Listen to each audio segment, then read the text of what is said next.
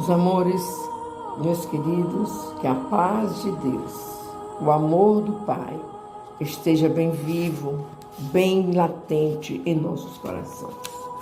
Mais um momento de paz, mais um momento para estarmos juntos, orando, aprendendo, conversando, clamando.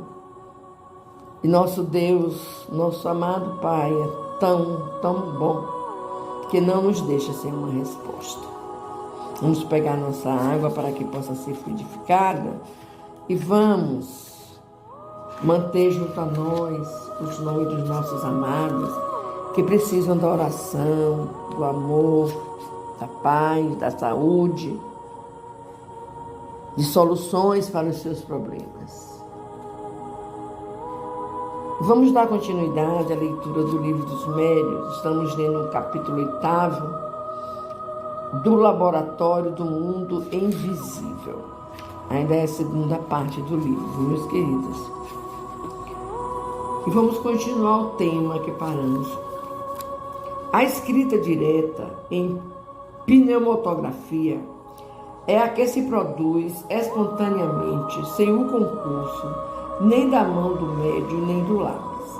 Basta tomar-se de uma folha de papel branco, o que se pode fazer com todas as precauções necessárias para se ter a certeza da ausência de qualquer fraude. Dobrá-la e depositá-la em qualquer parte numa gaveta ou simplesmente sobre um móvel.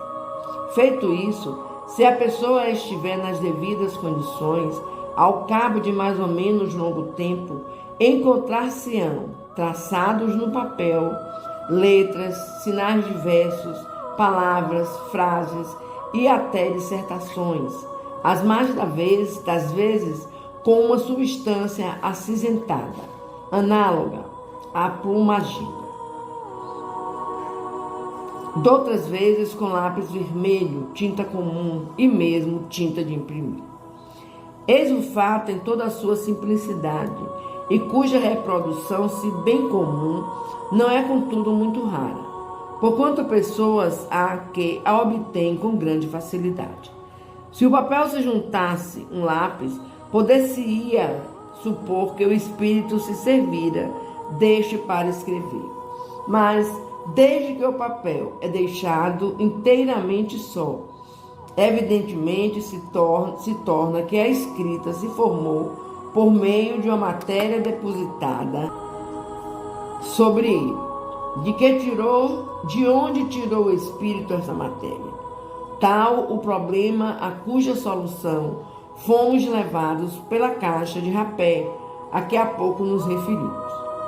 Foi o Espírito São Luís que nos deu essa solução mediante as respostas seguintes. Citamos um caso de aparição do espírito de uma pessoa viva. Esse espírito tinha uma caixa de rapé, da qual tomava pitadas. Experimentava ele a sensação de que experimenta o indivíduo que faz o mesmo? Não. Aquela caixa de rapé tinha a forma da de que ele se servia habitualmente e que se achava guardada em sua casa, que era a dita caixa nas mãos da aparição, uma aparência. Era para que a circunstância fosse notada como realmente foi, e não tomassem a aparição por uma alucinação devido ao estado de saúde da vidente. O espírito queria que a senhora em questão acreditasse na realidade da sua presença, e para isso tomou todas as aparências da realidade. Dizes que era uma aparência, mas uma aparência nada tem de real, é como uma ilusão de ótica. Desejáramos saber se aquela caixa de rapé era apenas uma imagem sem realidade ou se nela havia alguma coisa de material. Certamente é com auxílio deste princípio material que o perispírito toma a aparência de vestuários semelhantes ao que o espírito usava quando vivo. Uma notinha sobre o tema. É evidente que a palavra aparência deve ser aqui tomada no sentido de aspecto, imitação, A caixa de rapé real não estava lá. A que o espírito deixava ver era apenas a representação daquela. Era, pois, com relação ao original, uma simples aparência, embora formada de um princípio material. A experiência ensina que nem sempre se deve dar significação literal a certas expressões de que usam os espíritos, interpretando-as de acordo com as nossas ideias, expondo-nos a grandes equívocos. Daí a necessidade de aprofundar-se o sentido de suas palavras, todas as vezes que apresentem a menor ambiguidade. É esta uma recomendação que os próprios espíritos constantemente fazem, sem a explicação que provocamos, o termo aparência, que de contínuo se reproduz nos casos análogos, poderia prestar-se a uma interpretação falsa. Amanhã vamos continuar com as perguntas feitas ao espírito de São Luís. E vamos seguir com o nosso momento de paz, fazendo a nossa oração, conversando com o nosso querido Pai. Senhor, faz de mim um instrumento de sua paz. Onde houver ódio, que eu leve o amor. Onde houver ofensa, que eu leve o perdão. Onde houver discórdia, que eu leve a união.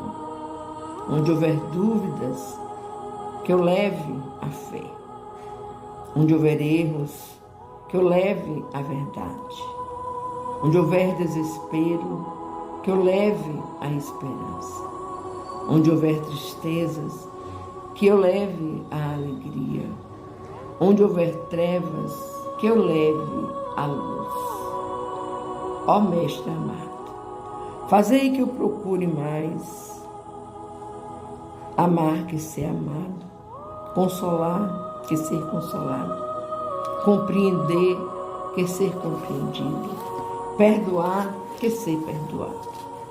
Pois é dando que se recebe, é perdoando que se é perdoado, e é morrendo que se vive, Senhor, para a vida eterna. Que assim seja. E assim, meus queridos, depois dessa oração de São Francisco de Assis, vamos deixar nas mãos de nosso Pai tudo aquilo que nos aflige, tudo aquilo que nos machuca, todos os nossos males. E digamos para Ele: Senhor, escutai as nossas preces. Ele escuta, meus queridos, Ele escuta. Que o Pai tenha misericórdia de todos os nossos irmãos que sofrem com problemas de saúde, problemas do espírito, problemas psiquiátricos. Leva, Pai querido, a cada filho teu necessitado uma luz, um apoio, uma esperança. Que essas doenças do emocional, da mente, possam ser tratadas com o devido respeito, com o devido cuidado. Porque são problemas que acarretam das vidas passadas.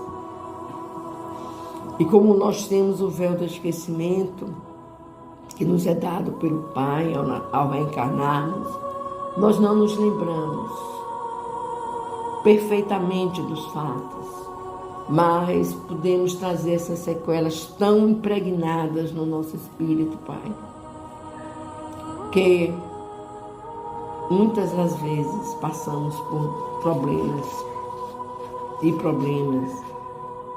que às vezes são difíceis de serem entendidos pelo próprio irmão.